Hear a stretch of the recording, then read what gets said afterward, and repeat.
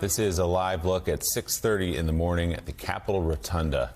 Just a stunning shot from above there. President Jimmy Carter lying in state. Just a few hours from now, Carter's casket will depart for Washington National Cathedral, where his funeral service is scheduled to begin at 10 a.m. Eastern Time. President Biden will deliver a eulogy there. Also in attendance, First Lady Jill Biden, Vice President Kamala Harris, and Second Gentleman Doug Emhoff, and all living former presidents. Let's bring in NBC News Capitol Hill correspondent from the east front of the Capitol, Julie Surkin. Julie, good morning. What are you expecting to see today?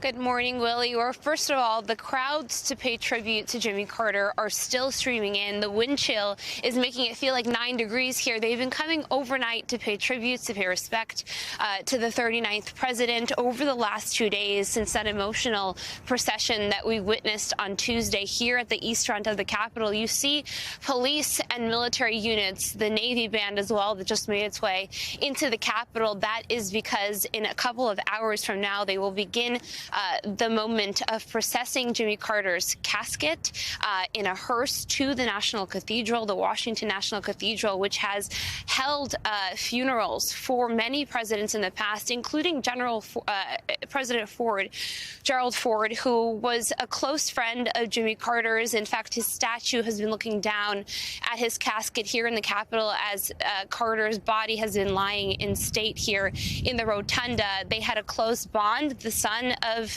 Gerald Ford, Stephen Ford, will be paying tribute to Jimmy Carter. You mentioned that all 5 living presidents will be in attendance there. That is going to be a special moment, including President-elect Donald Trump, who paid tribute last night with Melania Trump to Jimmy Carter when he visited the Capitol.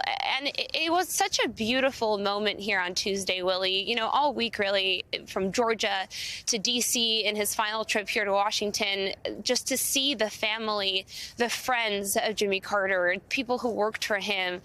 On Tuesday, they actually followed his casket as it was in the caisson, that military wagon coming up the hill from the Navy Memorial, which, of course, Jimmy Carter was famous for establishing. There was a law that he had signed establishing that memorial. He was, of course, a graduate of the Navy Academy. He was a lieutenant in the Navy as well.